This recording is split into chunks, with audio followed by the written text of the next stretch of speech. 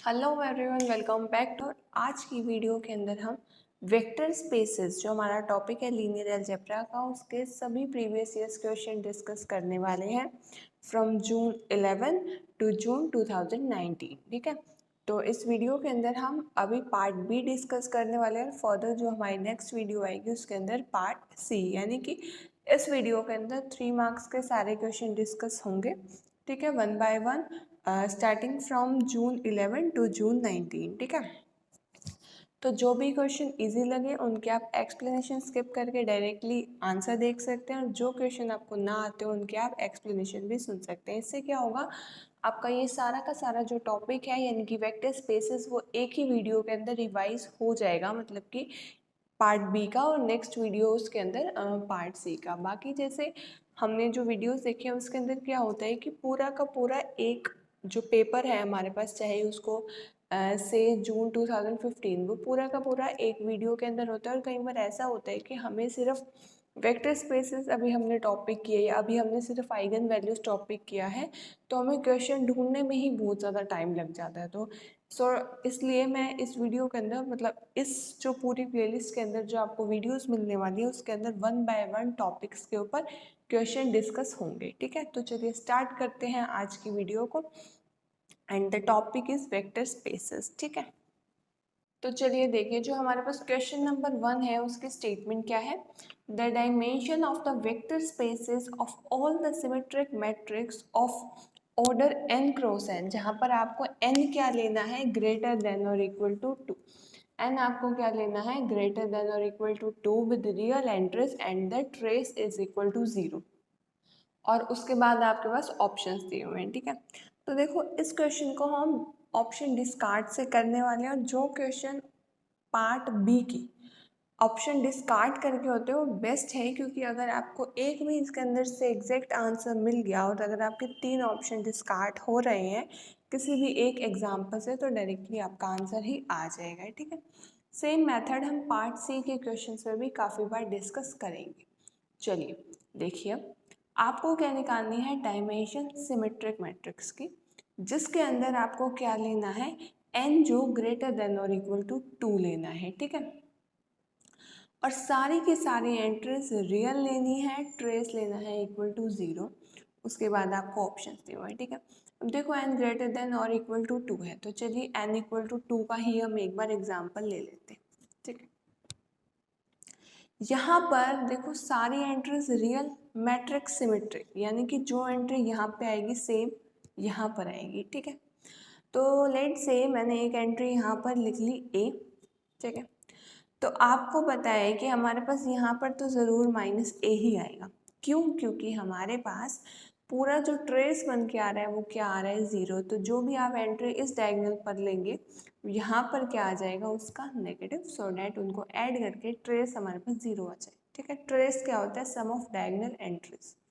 इसके अलावा अब यहाँ पर आप कोई बी एंट्री फिल कर सकते हैं अपनी चॉइस से। ठीक है, ए और बी और सी और डी ये सारी मैं क्या लिख रही हूँ, इंडिपेंडेंट एंट्रीज। ठीक है, तो अगर आपने यहाँ पर बी लिख दिया और ये सारे रियल एंट्रीज हैं ए भी और बी भी, तो जैसे ही मैंने यहाँ बी लिखा तो मुझे यहाँ पर भी बी लिखना होगा। क्यों? क्योंकि मैट्रिक्स सिमेट्रिक है, जो एंट्री उस तरफ आएगी वही एंट्री इस तरफ आएगी। तो हमने क्वेश्चन की जितनी भी कंडीशन थी उसको सेटिस्फाई कराया, ट्रेस 0 लिया, रियल एंट्रीज ली, और n ग्रेटर देन और इक्वल टू 2 लेना था तो हमने 2 पर डिस्कशन की। तो इसके अंदर आपके इंडिपेंडेंट एंट्रीज कौन कौन सी आ रही है, ए और बी, डेट इज आपके पास 2 एंट्रीज आई। ठीक है, 2 एंट्रीज आई। चलिए इनमें से देख लेते हैं कौन से ऑप्शन 2 पुट करने पे डिस्कार्ड हो रहे हैं। ठीक है, अगर आपको यूँ लगे कि एक से ज़्यादा ऑप्शन बच रहे हो तो हम 3 n इक्वल टू 3 पुट करके देखेंगे। ठीक है, तो फर्स्ट के अंदर आप एक बार n को 2 पुट करके देखिए, तो n को 2 पुट करते आपके पास क्या आ जाएगा, 4 - 2 अपॉन 2 -1। तो ये क्या आ रहा है हमारे पास, 0। ठीक है, तो ये ऑप्शन कैंसिल। ठीक है, नेक्स्ट n स्क्वायर -2n, यानी कि 4 - 4 अपॉन में 2 -1, ये आ गया -1, ये भी कैंसिल आउट। ठीक है, नेक्स्ट ऑप्शन के अंदर 2 पुट करके देखिए, 4 प्लस में n को 2 पुट कर रहे हैं हम। ठीक है, 3 - 1। अब देखो 6/2 3 - 1 इसको सॉल्व करके हमारे पास 2 आ रहा है। तो एक बार इसको स्टैंड बाय पे रख देंगे, यानी अभी हम कोई डिसीजन नहीं ले सकते कि थर्ड ही ठीक होगा, क्योंकि अगर फोर्थ भी ठीक हो जाता है और पार्ट बी का क्वेश्चन है तो हमें n=3 लेके ट्राई करना पड़ेगा। चलिए देखिए, 2 का स्क्वायर 4 + 2 = 4 अपॉन में 2 माइनस में 8/2 कितना आ गया 4 माइनस में 1 = में 3। ठीक है, यहाँ पर आपके पास क्या आ गया 3, बट आंसर आपका क्या आ रहा था 2। ए और बी दो इंडिपेंडेंट एंट्रीज आई थी ना जब हमने n=2 लिया था, तो हमारे पास ऑप्शन डी भी क्या हो गया डिस्कार्ड। इसका मतलब एक ही ऑप्शन बचा, तो हमारे पास सी ही क्या आ गया करेक्ट। इन केस आपके पास n=2 से दो ऑप्शन बच जाते, दो ऑप्शन के अंदर 2 आ रहा होता है, तो हम चेक करते हैं n=3 लेकर। ठीक है, 3 में आपका सॉल्व हो ही जाता, अदरवाइज आपको 4 भी लेना पड़ता। बट नॉर्मली क्वेश्चन के अंदर देखा गया है कि 3x3 या 2x2 की मैट्रिक्स लेते ही क्वेश्चन सॉल्व हो जाती है। 4x4 को ऑप्ट बहुत रेयर केसेस में करना पड़ता है। ठीक है, तो ये था आपका फर्स्ट क्वेश्चन, जून 11 में आया था, 3 मार्क्स का। आई होप आपको बहुत अच्छे से क्लियर हो गया होगा। चलिए अब देख लेते हैं नेक्स्ट क्वेश्चन की स्टेटमेंट हमारे पास क्या।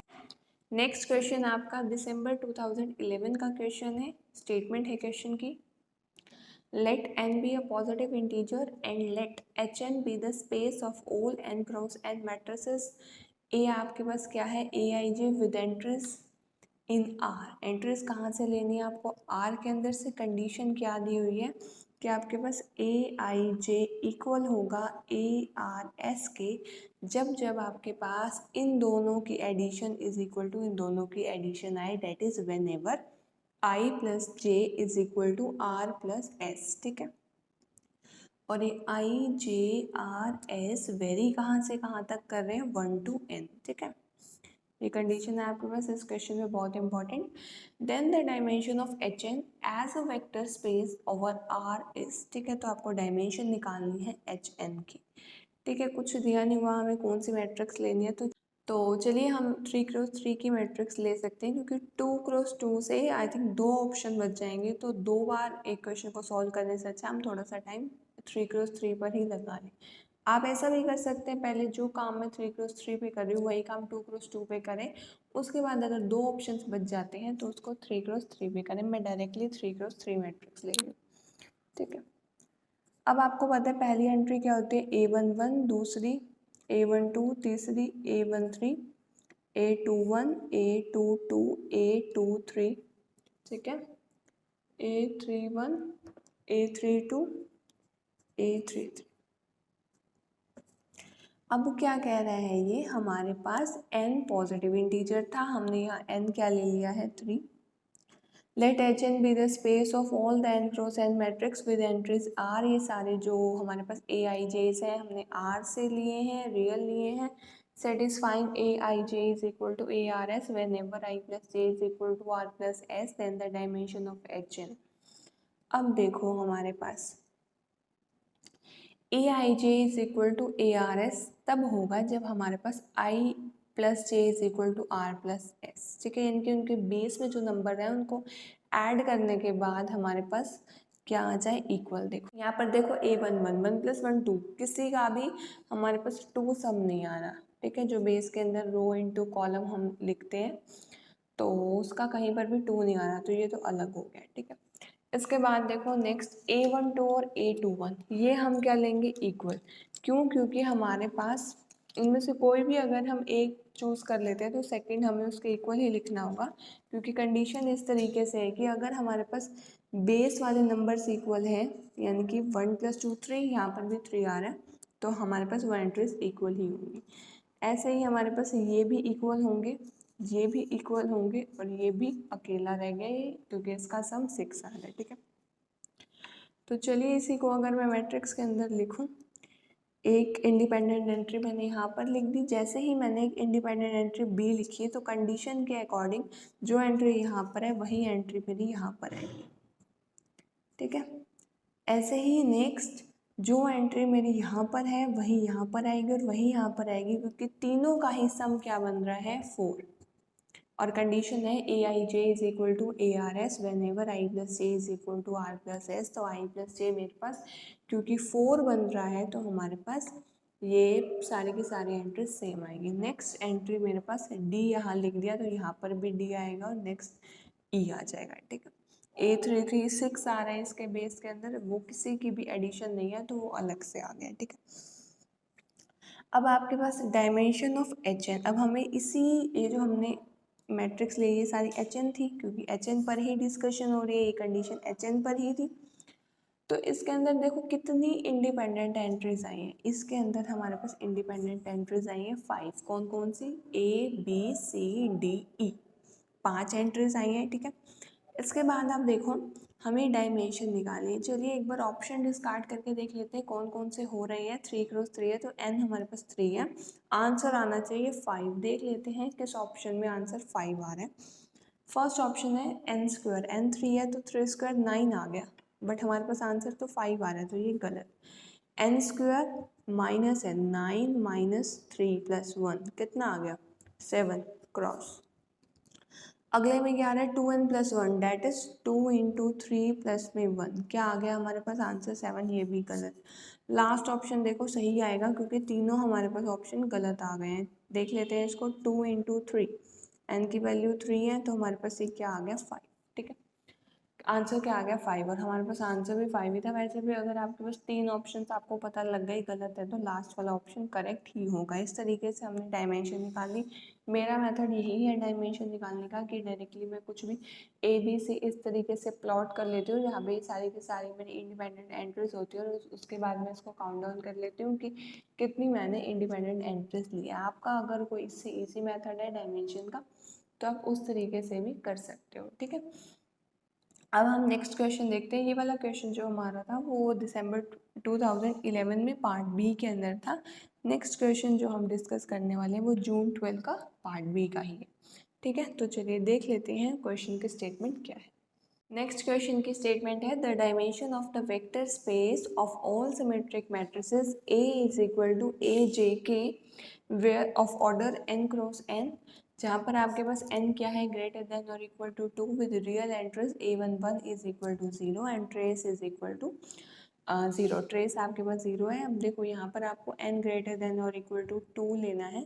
सेफ साइड के लिए मैं n इक्वल टू 3 ले रही हूँ क्योंकि 2 के अंदर हो सकता है 2 ऑप्शंस बच जाएं। ठीक है, एग्ज़ाम के अंदर अगर आपके पास टाइम कम है तो आप डायरेक्टली 3 पर चेक कर लो क्योंकि अगर आपने 2 पे चेक किया तो 2 ऑप्शंस आ सकते हैं, उसके बाद देन आपको 3 पे ऑप्ट करना होगा 3x3 मैट्रिक्स में, जिससे आपका टाइम और ख़राब हो सकता है। तो अगर आप देख लेना, अगर आपको दिख रहा है साफ साफ कि ऑप्शन इस तरीके के हैं कि इजीली हमसे मतलब सॉल्व हो जाएंगे तो आप पहले 2x2 कर लेना फिर 3x3। यहाँ पर मैं आपको डायरेक्टली 3x3 बता रही हूँ। ठीक है,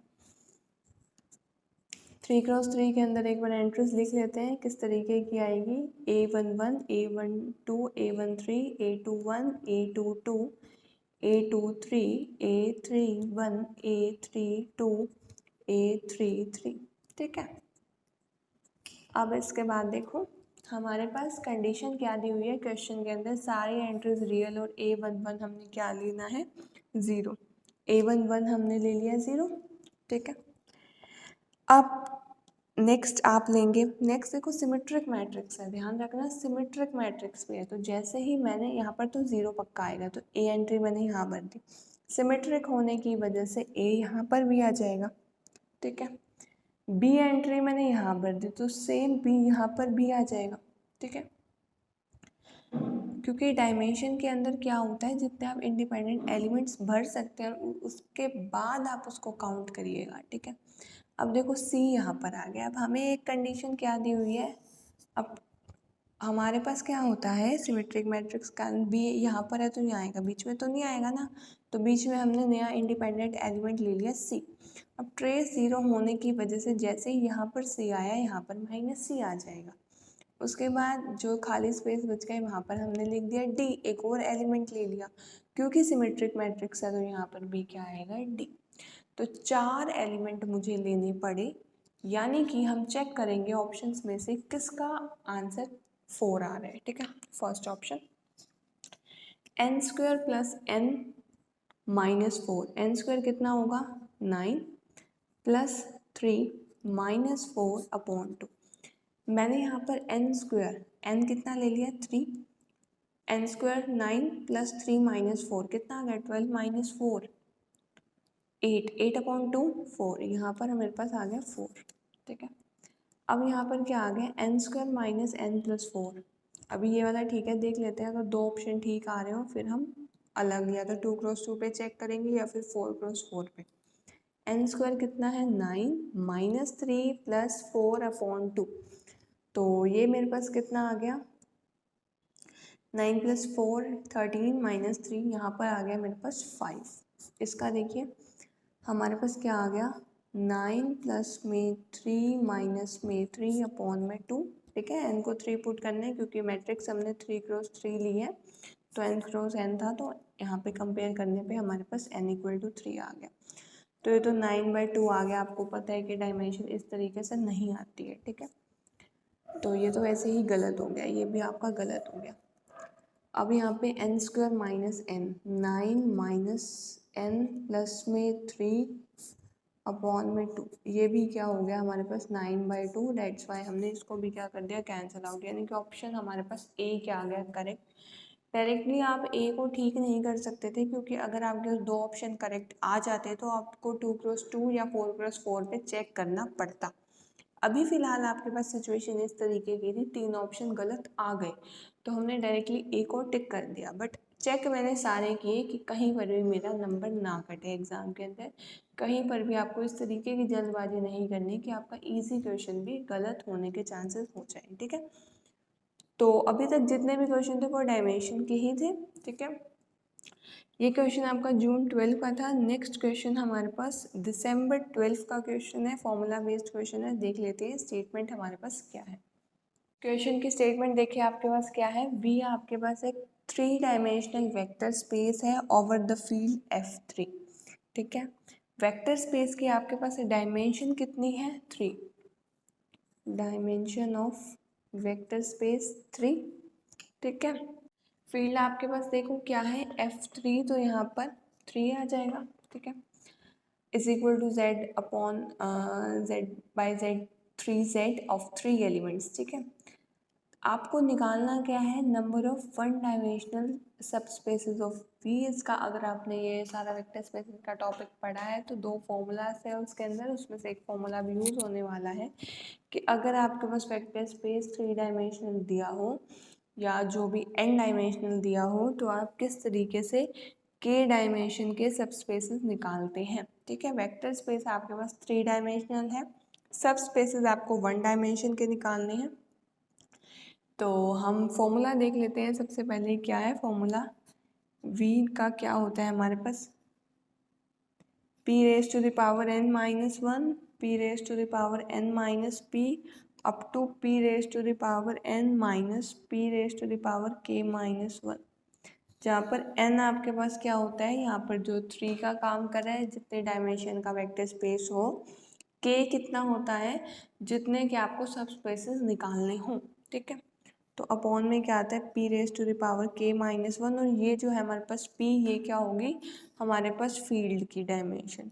ठीक है, p raise to the power k minus 1, p raise to the power k minus p upon into में p raise to the power k minus p raise to the power k minus. अब आपको clearly यहाँ पे दिख रहा है हमें 1 dimension के सब स्पेसेस निकालने हैं, तो k की वैल्यू तो आपके पास यहाँ पर क्या आ गई 1,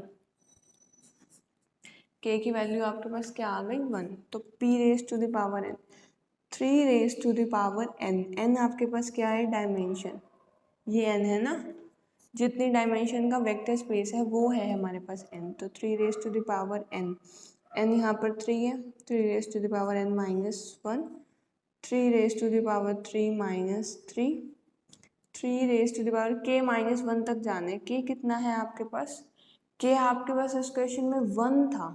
ठीक है, तो आपको यहाँ पे 0 तक ही जाना था, ये भी नहीं लिखेंगे हम। ठीक है, तो p raise to the power k minus 1, 3 raise to the power k 1 है, यहाँ पर भी 1, 3 raise to the power k minus P, जाना कहाँ तक है k माइनस 1 तक, तो यहाँ पर भी एक ही स्टेप जाएगा आपका, इससे आगे हम नहीं जाएंगे। क्यों? क्योंकि k आपके पास 1 है तो 0th टर्म तक जाना है, that is p raise to the power 0 तक, यानी कि सिर्फ फर्स्ट टर्म किसी भी चीज़ की पावर 0 यानी कि 1, तो आपको क्योंकि k 1 है तो हमारे पास p raise to the power 0 that is 1 तक जाना है। तो देखिए वैल्यू क्या आ जाएगी, 3 raise to the power 3 minus 1 that is 27 minus 1 upon में 3 minus 1 is equal to 26 upon 2 is equal to 13 आ गया आपके पास answer, that is option A. Formula based question था, जिसको फॉर्मूला आता होगा वो 10 सेकेंड्स के अंदर कर लेगा एग्जाम के अंदर, जिसको नहीं आता होगा तो इसके लिए आप उस टाइम पर कुछ नहीं कर सकते, आपको पहले ही पता होना चाहिए, पहले ही आपको अगर अच्छे से आपने कंसेप्ट किए हैं तो आपको फॉर्मूला पता होगा। इस तरीके के क्वेश्चन एक दो बार और भी आए हुए हैं प्रीवियस ईयर्स के अंदर, ठीक है। दिसंबर 2012 का क्वेश्चन था ये, चलिए देख लेते हैं। इसके बाद हमारे पास जो नेक्स्ट क्वेश्चन है उसकी स्टेटमेंट क्या है।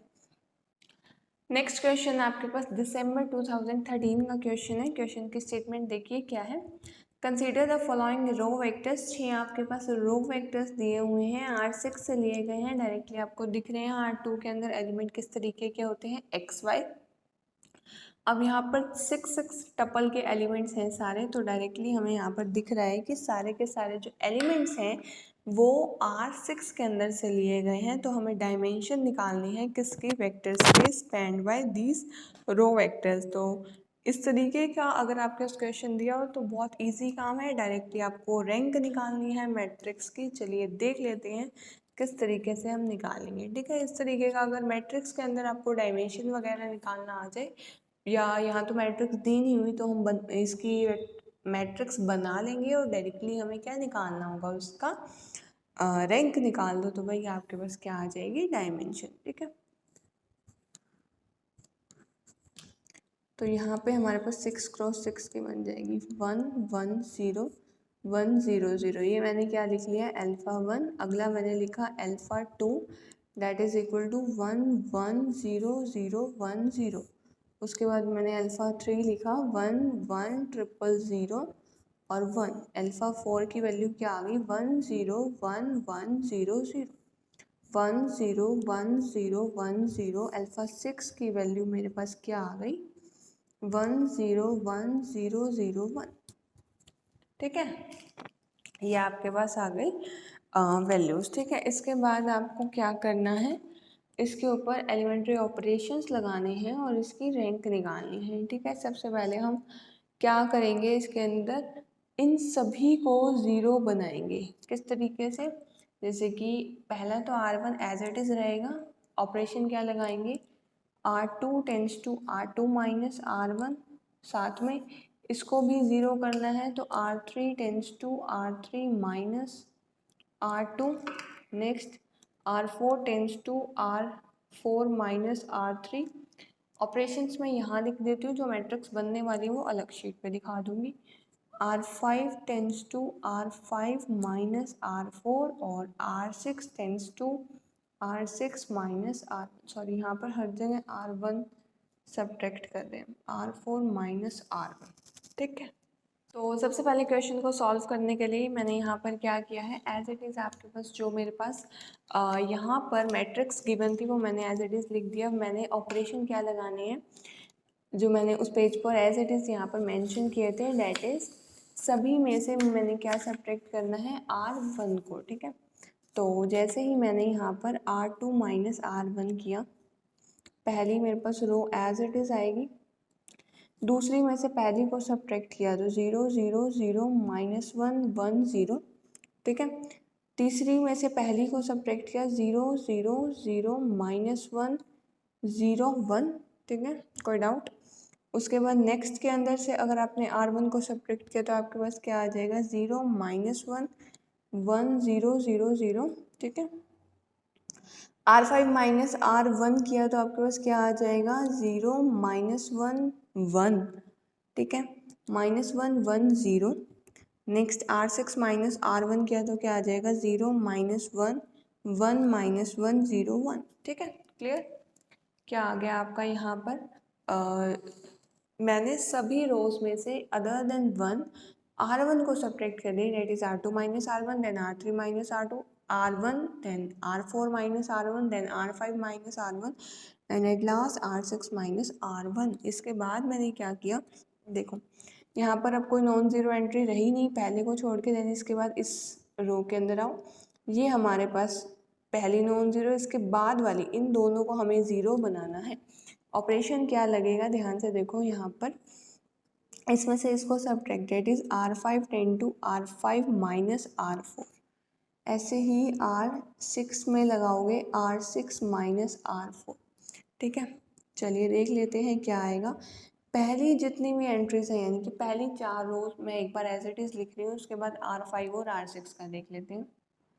सबसे पहले मैंने 4 एज इट इज़ लिखी हैं बिल्कुल जैसे ऊपर थी, उसके बाद R5 पे ऑपरेशन लगाया है, R5 tense to R5 minus R4। ठीक है, तो यहाँ पर मेरे पास एंट्री बन गई 0, then this minus this 0 minus, then उसके बाद -1 -0, और ये सारा एज इट इज़ आ गया क्योंकि यहाँ पर R4 में तीनों 0 ही थे। उसके बाद R6 माइनस R4 लगाया है, चेक कर लीजिएगा। ठीक है, इसके बाद अब देखो यहाँ पर भी कोई यहाँ पर ये नॉन जीरो एंट्री आ गई, इसके बाद यहाँ पर, अब इसके बाद यहाँ पर क्या आ रही है, देखो आप देख सकते हैं हमारे पास ये R2 और R5 सेम है बिल्कुल। अगर मैं R5 माइनस R2 कर दूँ तो ये मेरे पास पूरी की पूरी 0 बन जाएगी। ठीक है, क्लियर। अगर मैं यहाँ पर R5 माइनस R2 कर दूँ तो मेरे पास पूरी की पूरी 0 बन जाएगी। ऐसे ही मैं एक बार R6 पे भी अगर इस चीज़ को एलिमिनेट करना चाहूँ तो मैं ऑपरेशन लगा सकती हूँ। R5 पे तो लगा रही हूँ R5 माइनस R2, सो डेट पूरी की पूरी R5 0 बन जाए, और R6 पे क्या लगा रही हूँ, R6 tends to R6 minus में R2। ठीक है, तो ये चीज़ देखो क्या बन जाएगी मेरे पास, पहले 1 1 0 1 0 0, second 0 0 0 -1 1 0, third 0 0 0 0 -1 0, fourth 0 -1 1 0 0 0, R5 minus R2, तो पूरी की पूरी R5 अब मेरे पास 0 बन जाएगी। उसके बाद R6 माइनस R2 जैसे ही करेंगे, पहले 3 एलिमेंट 0 -1 +1 0 बन जाएगा, दिस -1 और ये 1 बन जाएगा। ठीक है, अब आपको यहाँ पर क्लियरली दिख रहा है, एक सेकेंड, यहाँ पर भी तो 1 था, यहाँ पर 1 होने की वजह से यहाँ पर आपके पास अगेन 0 बन जाएगा। तो ये हमारे पास, सॉरी R5, एक सेकेंड, अभी यहाँ पर 1 ही रहेगा। ठीक है, क्योंकि सब्ट्रैक्ट हमने R2 के अंदर से। अब देखो R5 माइनस R2 किया तो हमारे पास क्या आ गया, पूरी की पूरी R5 0 बन गई। सिमिलरली R6 के अंदर देखो हमारे पास R6 पूरी की पूरी R3 से सिमिलर है। जैसे ही हम R6 पे ऑपरेशन लगा देंगे, R6 माइनस R3 मेरे पास ये क्या बन जाएगा, 0। पूरी की पूरी लास्ट वाली रो भी क्या बन जाएगी मेरे पास, 0, और ये वाली भी पूरी 0 है। इनके अंदर नॉन जीरो एलिमेंट है। ठीक है, तो ये हमारे पास रैंक क्या आ जाएगी, निकल के 4, यानी कि आपके पास करेक्ट ऑप्शन आपके पास क्या आ जाएगा, 4। मेरे मेथड से रैंक निकालिए, किसी और मेथड से रैंक निकालिए, जो भी आपको मेथड आता हो उसी से रैंक निकाल सकते हैं। आंसर आपका 4 ही आएगा, चाहे आप कोई भी मेथड यूज़ कर लो, रैंक यूनिक ही आती है। तो इस तरीके से ये क्वेश्चन होना था, 2 से 2.5 मिनट आपको वहाँ सॉल्व करते हुए लग सकते हैं। क्वेश्चन 6x6 का था सिर्फ इसीलिए। ठीक है, अगर यही क्वेश्चन 2x2 3x3 का होता तो लेस देन 30 सेकेंड्स लगते क्वेश्चन सॉल्व करने में, अगर इस तरीके की एंट्रीज होती तो। ठीक है, तो ये जो आपका क्वेश्चन था ये एग्ज़ाम के अंदर आया था दिसंबर 2013 के अंदर। अब चलिए हम देख लेते हैं हमारे पास नेक्स्ट क्वेश्चन की स्टेटमेंट क्या है। देखिए क्वेश्चन की स्टेटमेंट दिसंबर 2016 का क्वेश्चन है ये हमारे पास।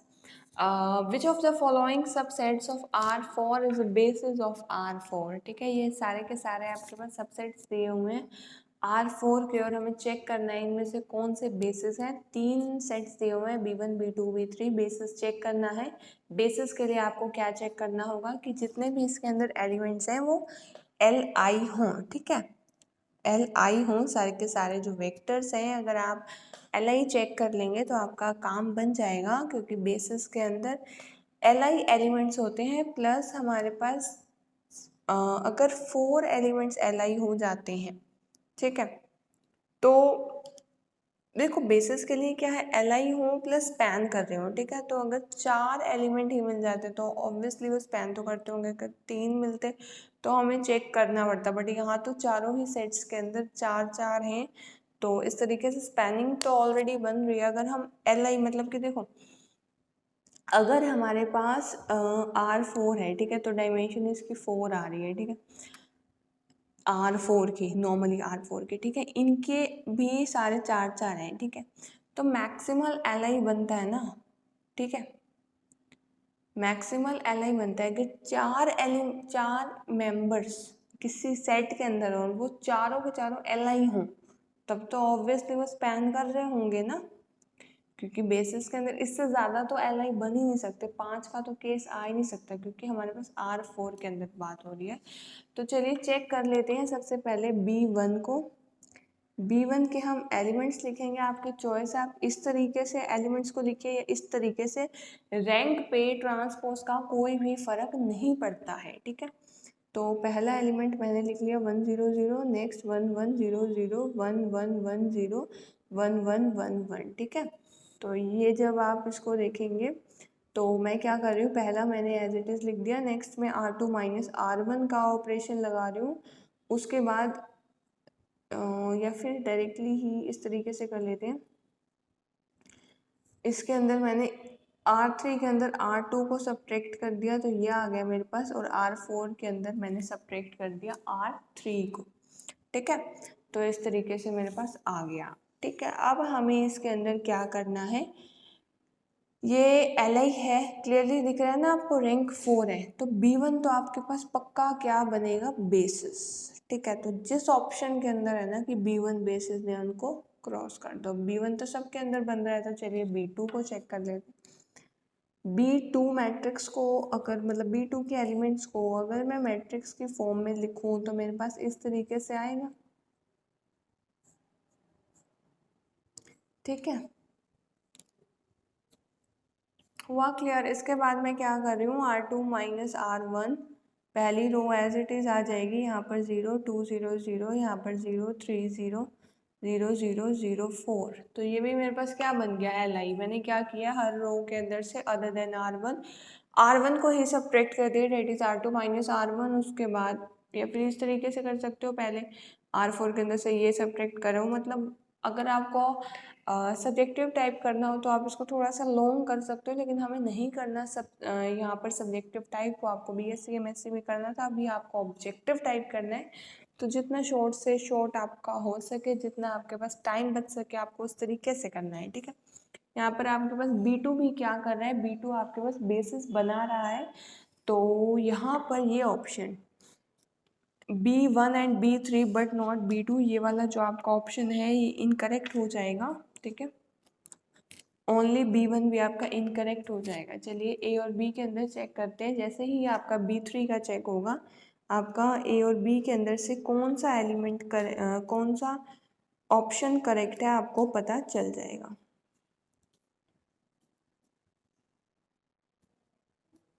ठीक है। यहाँ पर देखो आपके पास किस तरीके से बन रहा है, जैसे ही आप यहाँ पर देखोगे, देखो आपको 1 2 0 0 मैंने एज इट इज़ लिख दिया, 0 0 1 1 मैंने एज इट इज़ लिख दिया। यहाँ पर इसकी रैंक 4 नहीं बन रही, देखो जैसे ही मैंने यहाँ पर R3 माइनस 2 R2 किया तो मेरे पास क्या बन गया, 0 1 माइनस 4 माइनस 3 0 0। अगला क्या लगा दिया मैंने, R4 tends to R4 minus 5 sorry plus 5 R1, 0 बन गया। 5 प्लस 5 इंटू 2 10 15 बन गया, 0 0। अब ये दोनों रो डिपेंडेंट है आपस में, 5 से प्रोडक्ट करके आप इसको ऐड कर सकते हो दोनों को, तो ये हमारे पास 0 बन जाएगा। यानी कि आप ऑपरेशन लगा सकते हो, R4 tends to R4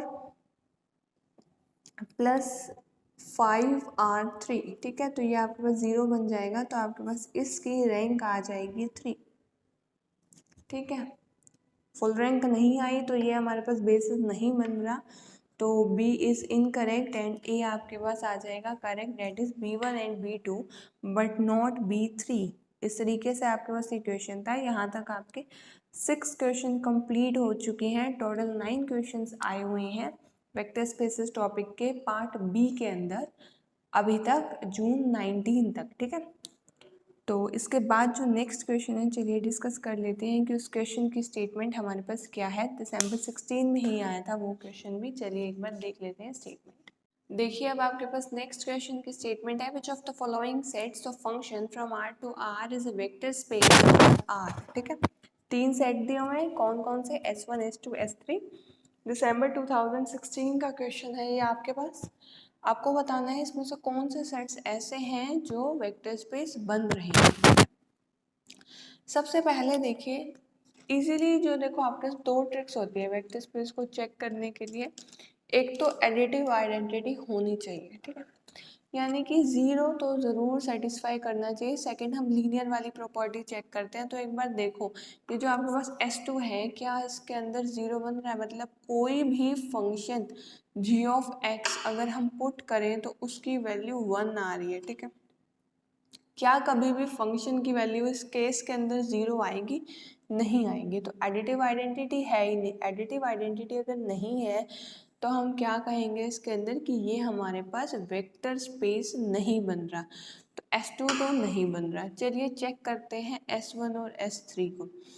S1 के अंदर आपके पास एडिटिव आइडेंटिटी वाली प्रॉपर्टी सेटिस्फाई हो रही है 0, प्लस में लीनियर वाली प्रॉपर्टी भी सेटिस्फाई हो रही है, ठीक है। चेक भी कर सकते हैं आप, अगर एक आपके पास इसमें से आपने 2 सेट ले लो, F अगर F तरीके के हैं तो 2 सेट ले लो, F1 और F2, ठीक है। F1 ऑफ x भी 0 आएगा क्योंकि यहाँ पर आपके पास कंडीशन ही कुछ इस तरीके की दी हुई है, लिमिट x इंटू 3 F1x भी 0 आएगा और F2x भी 0 आएगा।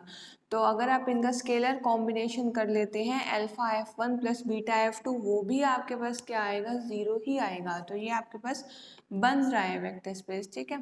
थर्ड में क्या कहते हैं, S3 such that H type के इसके अंदर आएंगे और limit H tends to 3 H of X exist, H of X इसके अंदर एग्जिस्ट कर रहा है।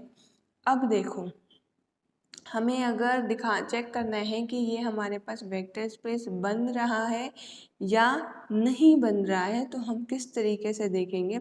2 एलिमेंट ले लो, ठीक है, इसमें H टाइप के हैं, तो हमने H1 और H2 कहाँ से बिलोंग करते हुए ले लिए, S3 के अंदर से, ठीक है। अब देखो हमारे पास फील्ड क्या दी हुई है, ओवर आर, तो अल्फा बीटा मैंने क्या ले लिया, आर से 2 स्केलर्स। तो देखो limit x tends to 3 alpha 1 alpha H1 plus beta H2 की वैल्यू क्या आएगी, limit as it is alpha बाहर निकल जाएगा, limit x tends to 3 H1 plus beta limit H tends to 3 H2, ठीक है। ये भी आपके पास एग्जिस्ट कर रहा है, ये भी एग्जिस्ट कर रहा है, तो इनका लीनियर कॉम्बिनेशन भी क्या करेगा, एग्जिस्ट, ठीक है। तो प्रॉपर्टी सेटिस्फाई, हमें किस तरीके के फंक्शन थे इसके अंदर, सॉरी इस सेट के अंदर किस तरीके के मेंबर थे जो लिमिट x टेंड्स टू 3 पे एग्जिस्ट करते हो, और हाँ वो जो एग्जिस्ट कर रहे हैं वो एडिटिव आइडेंटिटी प्लस में। देखो वैसे भी हमें कभी भी अगर वेक्टर स्पेस चेक करना हो तो अगर हम अल्फा मतलब अगर इसमें H1 H2 टाइप के हैं तो alpha H1 plus beta H2 अगर उसके अंदर सेटिस्फाई कर रहा है तो हम क्या कहते हैं, वेक्टर स्पेस है। नॉर्मली अगर H1 H2 ना दिए होते तो हम खुद से तो V1 V2 ही लेते हैं, तो alpha V1 plus beta V2 यही तो चेक करते थे हमने वेक्टर स्पेस के अंदर जब सारी प्रॉपर्टीज देखी थी। तो देखो सेट के अंदर मेंबर किस तरीके के हैं कि लिमिट जो x टेंड्स टू 3 है उस पर लिमिट एग्जिस्ट करनी चाहिए और वो चीज़ एग्जिस्ट हो रही है, तो हम ये कहेंगे ये हमारे पास वेक्टर स्पेस बन रहा है। फर्स्ट और थर्ड वेक्टर स्पेस बना है, सेकंड नहीं बना, तो only S1 incorrect, only S2 incorrect, क्योंकि S1 और S3 बन रहे हैं बट S2 नहीं बन रहा, दैट इज ऑप्शन नंबर 3। तो यहाँ से आपको आपका आंसर मिल गया। आंसर क्या आएगा कि हमारे पास S1 और S3 तो बन रहे हैं बट S2 नहीं बन रहा वेक्टर स्पेस। चलिए अब नेक्स्ट क्वेश्चन देख लेते हैं कौन से साल में आया हुआ है और साथ के साथ में उसकी स्टेटमेंट भी क्या है। अगर आपको ये वीडियो का जो कंटेंट है वो यूज़फुल लगा हो तो प्लीज़ इसे अपने और फ्रेंड्स के साथ, जो भी CSIR नेट के प्रिपरेशन कर रहे हैं या किसी भी ग्रुप के अंदर आप ऐड हैं जो CSIR नेट से रिलेटेड है, तो प्लीज़ उसे शेयर कीजिए सो डैट ये जो क्वेश्चंस हैं ये ज़्यादा से ज़्यादा बच्चे देख सके, ठीक है।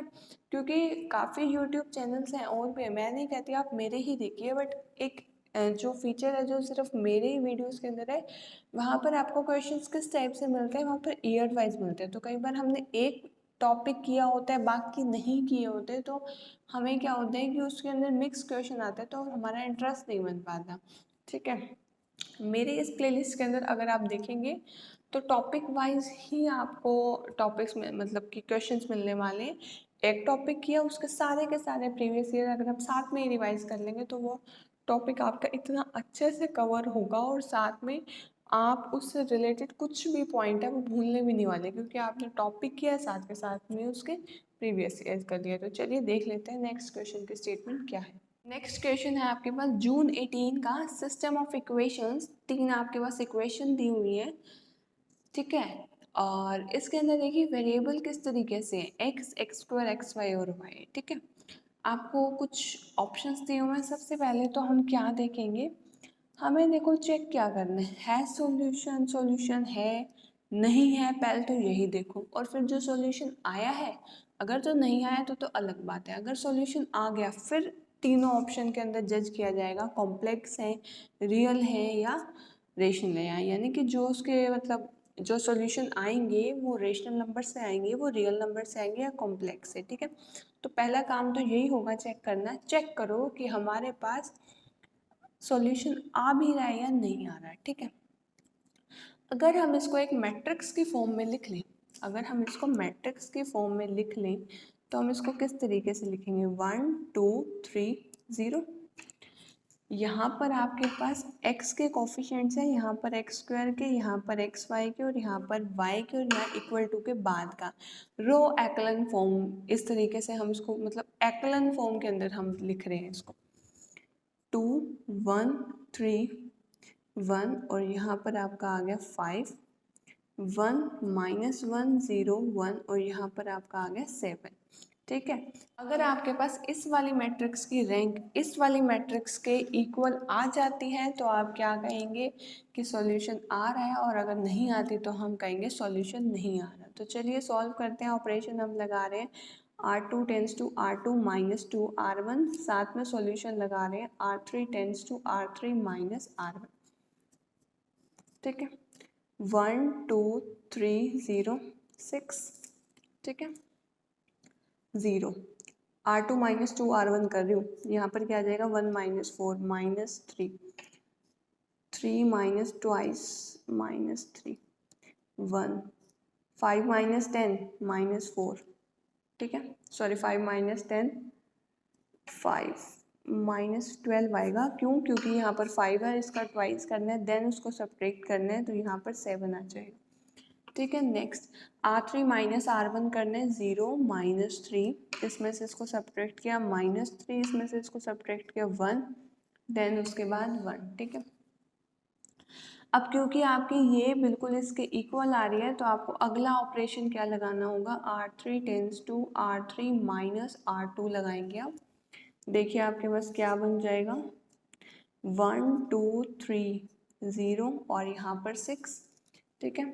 0 माइनस 3 माइनस 3 1 7 0 0 0 0, ये सारे अपोजिट साइन होते ही कैंसिल आउट। अब यहाँ पर देखो ध्यान से -7 और यहाँ पे 1, जैसे ही सब्ट्रैक्ट करेंगे 1 माइनस -7 तो आपका यहाँ पर 8 आ जाएगा, ठीक है ना। इस तरीके से किया 8 आ जाएगा ऊपर, ठीक है। तो यहाँ पर आपके पास इतनी मैट्रिक्स की, सिर्फ इस तरफ वाली मैट्रिक्स की आपके पास, यानी कि अगर इसको A कहें और A ऑगमेंटेड B कहें तो रैंक ऑफ A आपके पास कितनी आ रही है 2, but rank of A augmented B आपके पास कितनी आ रही है 3। दोनों ही अगर रैंक आपके पास इक्वल ना हो तो हम क्या कहते हैं, नो सॉल्यूशन, ठीक है।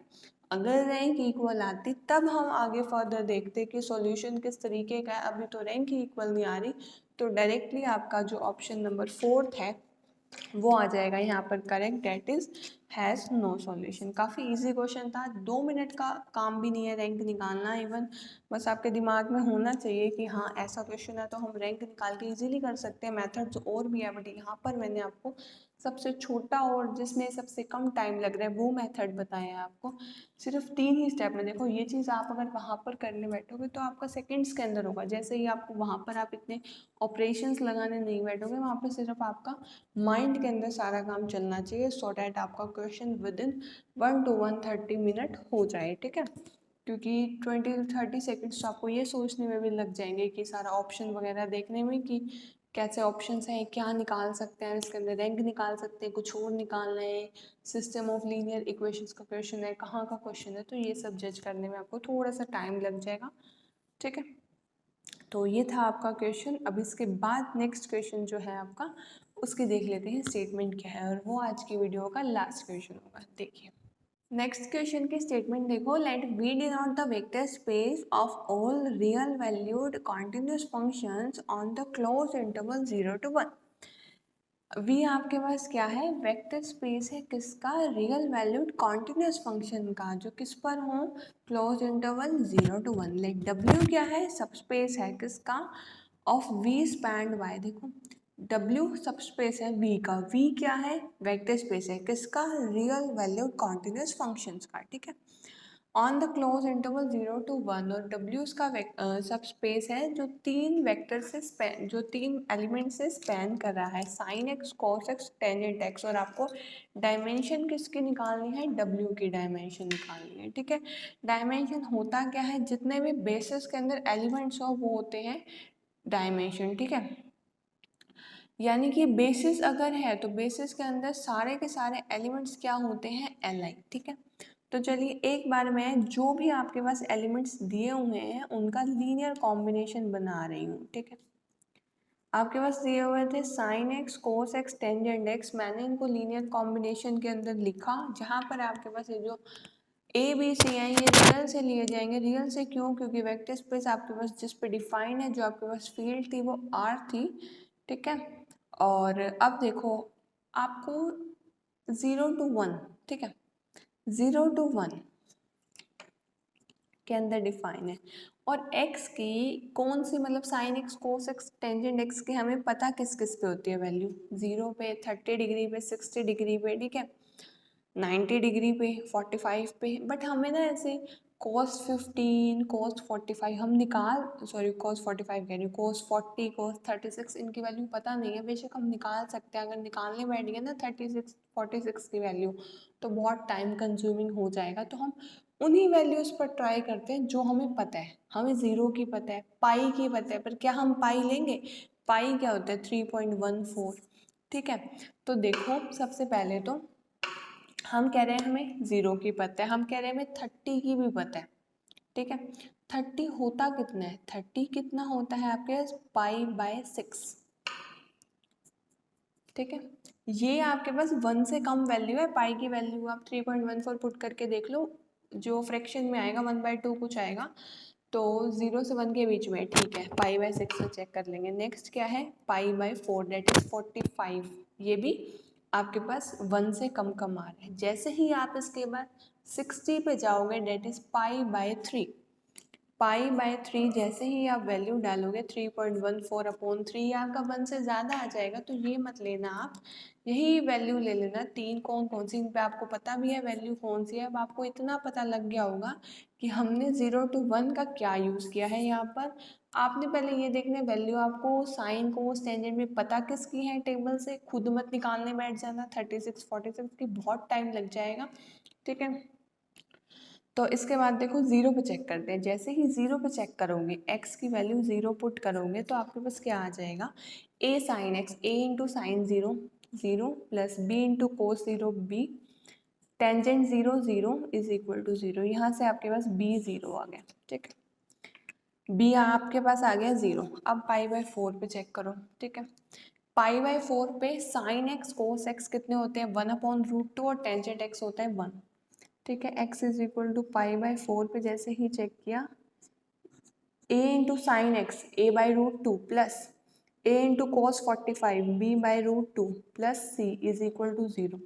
अब बी आपको पता ही है 0 है, ठीक है, बी आपको पता ही है 0 है, तो यहाँ से हमारे पास कितना आ गया, a/√2 plus c is equal to 0, ठीक है।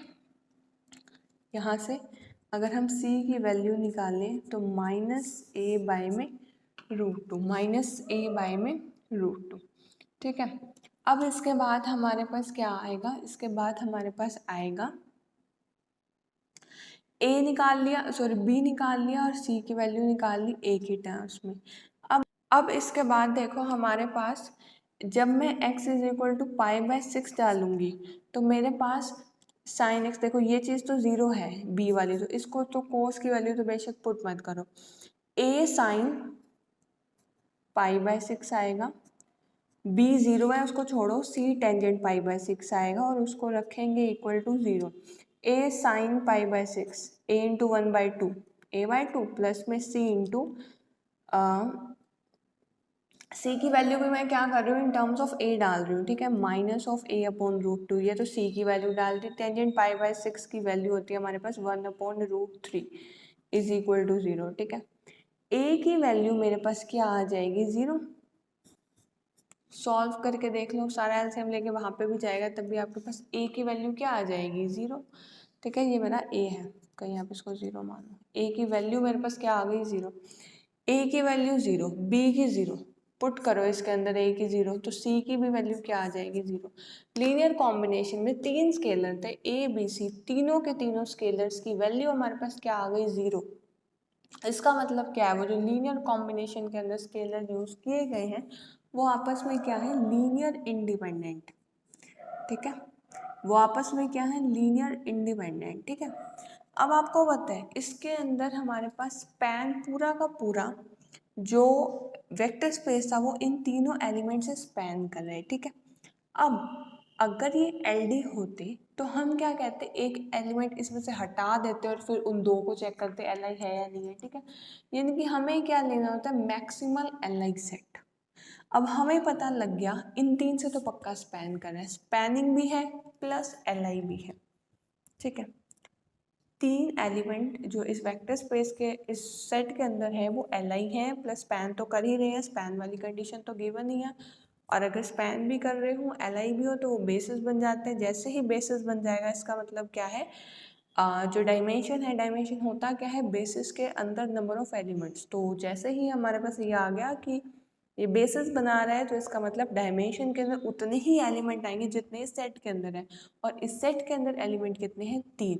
तो हमारे पास इस क्वेश्चन का आंसर क्या आ गया, 3, करेक्ट। इस क्वेश्चन का आंसर हमारे पास क्या आ गया, 3।